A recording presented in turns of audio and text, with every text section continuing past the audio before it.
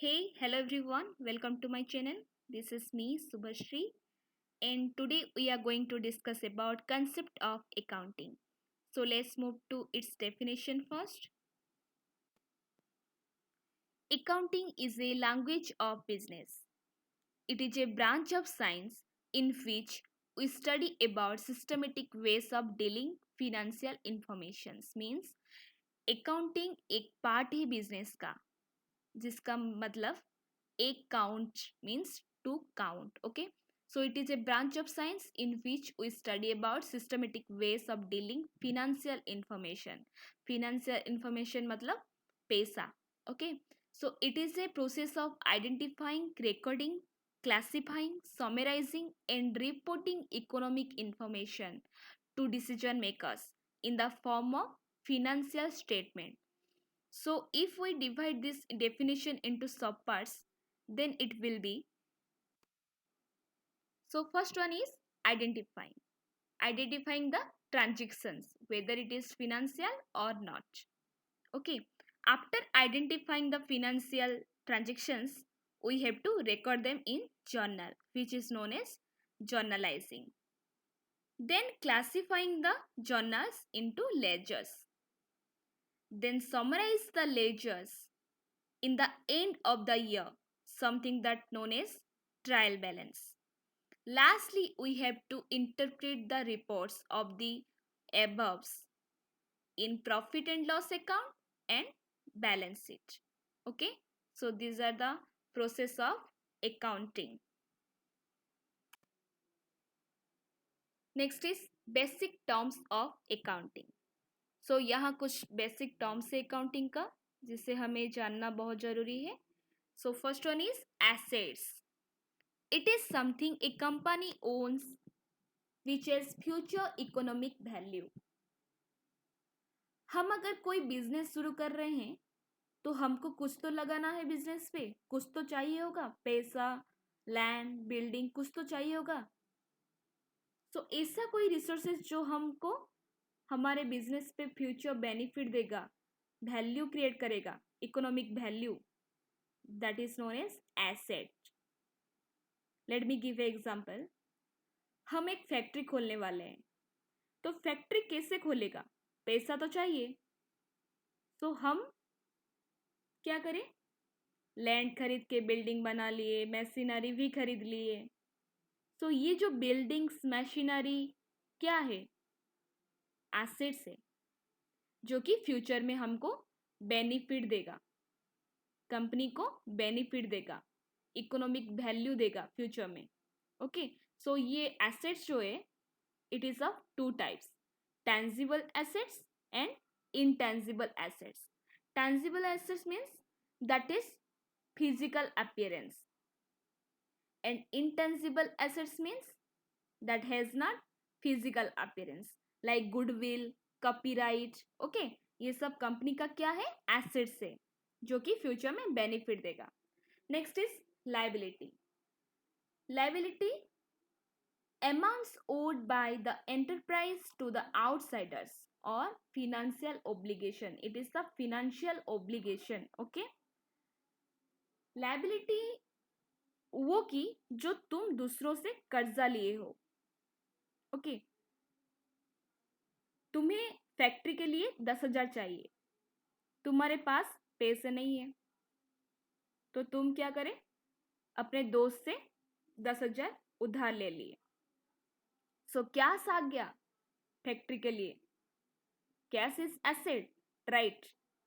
लेकिन ये कैश जो तुम तुम्हारे दोस्त से लिए हो उधार में, जो कि तुम्हें बाद में चुकाना है, okay, with interest, that's why it is the financial obligation. Obligation means जिम्मेदारी, जिसको तुम्हें कर्जा उतारना है, चुकाना है. Okay, so example money, service, product. Liability service भी हो सकती है, प्रोडक्ट भी हो सकती है, जो भी कुछ तुम उधार लिए हो वो होता है liability. Okay, then capital. The money और money's worth invested by the owner to start a business is known as capital. देखो, कैपिटल और लाइबिलिटी में कुछ ज़्यादा फर्क नहीं है, थोड़ा सा डिफरेंस है। तुम्हें फैक्ट्री खोलना है तो तुम्हारे सेविंग में से 25,000 रुपये निकाल लिए। तुम्हें और पैसा चाहिए, 10,000 कुछ और चाहिए, तुम्हारे पास पैसा ही नहीं है, तो तुम क्या करें, दोस्त से फिर से उधार ले लिए 10,000 रुपये। तो तुम्हारा टोटल कितना हुआ, 35,000 रुपीज। तो 35,000 रुपीज कैश फैक्ट्री के लिए आ गया, ये एसेट से। लेकिन जो 25,000 रुपीज तुम तुम्हारे खुद के सेविंग में से निकाले हो, वो है capital, it's your own money. और जो 10,000 रुपीज तुम्हारे दोस्तों से उधार लिए हो, वो है liability. Okay, so capital is the own money, owners money, okay, to start a business. Next is expenses. Expenses means खर्चा, राइट। सो जो खर्चा हम बेनिफिट के लिए करते हैं वो होता है एक्सपेंसेस। खर्चा तो हम बहुत करते हैं, एक्सपेंडिचर, खर्चा लसेस भी हो सकता है, खर्चा एक्सपेंसेस भी हो सकता है। एक्सपेंसेस क्या है, जो एक्सपेंडिचर हमको बेनिफिट देगा वो होता है एक्सपेंसेस। सी एग्जाम्पल, तुम एक घर पे रेंट में रह रहे हो, मार्च का महीना पूरा रह लिया, मार्च 30 को तुमने क्या किया, रेंट पे कर दिए, और अप्रैल का भी एडवांस में रेंट पे कर दिए।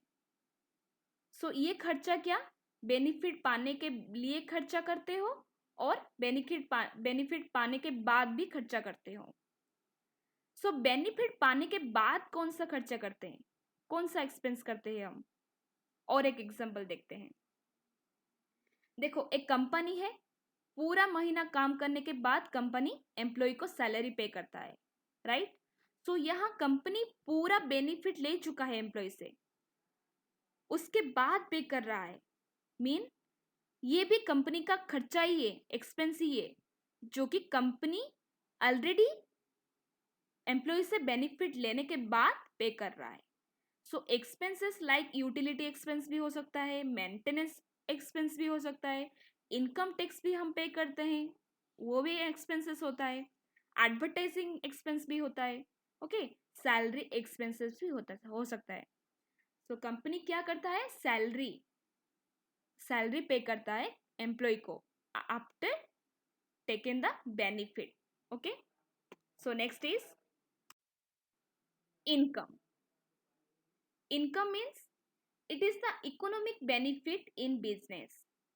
आप कितना कमाए, ओके, बिजनेस में से आप कितना कमाए, प्रॉफिट कितना हुआ आपका, वो होता है आपका इनकम। सी आप एक्सपेंस कुछ 5,000 रुपीज किए और एक मोबाइल ला लिए, ओके, देन आप 7,000 रुपये में मोबाइल को बेच दिए, मीन्स 5,000 रुपये में खरीदे और 7,000 रुपये में बेच दिए, तो इनकम कितना हुआ, 2,000 रुपीज, राइट। सो आपका जो 7,000 रुपीज वो है रेवेन्यू, एंड एक्सपेंसेस क्या हुआ, 5,000 रुपीज। सो 7,000 में से 5,000 रुपीज माइनस कर देंगे तो हमारे इनकम है 2,000 रुपीज, ओके। सो आप कितना कमाए is known as income, okay. Next is revenue. It is the amount earned in business, it results from sales, services, and sources like interest, dividend, and commission, etc. So तुम जो कमाते हो, like अगर तुम कुछ सेल कर रहे हो तो तुम उससे बोलोगे सेल्स रेवेन्यू, इंटरेस्ट के जरिए कमा रहे हो तो उससे बोलोगे इंटरेस्ट रेवेन्यू। जैसे कि बैंक हमें लोन देता है, देन हम उससे इंटरेस्ट पे करते हैं, हमारे जरिए से बैंक क्या करता है, इंटरेस्ट रेवेन्यू गेन करता है, तो वो उसे बोलेगा इंटरेस्ट रेवेन्यू, वो कमा रहा है इंटरेस्ट बैंक, तो उसे बोलेगा interest revenue, okay. Revenue like sales revenue, interest revenue, service revenue, rental revenue.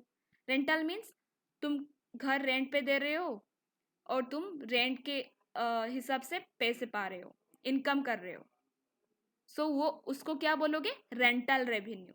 Okay, so all about this topic, it's all about this topic. Hope you enjoyed it. Please like, comment and follow me for more updates. Thank you for watching.